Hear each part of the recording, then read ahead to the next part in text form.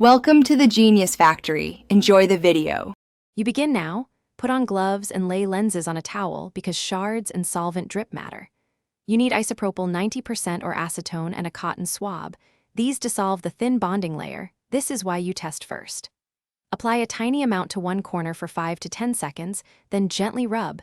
If the blue sheen loosens, continue. Once you see lifting, stop and wipe clear because aggressive action can scratch or cloud the lens. Once done with testing, proceed section by section so you control solvent exposure and avoid warping coatings. Apply solvent, wait 5 to 15 seconds, then use circular motions with a fresh swab to lift soften coating. This removes the bond without heavy abrasion. Make sure to change swabs often. Trapped particles grind like sandpaper.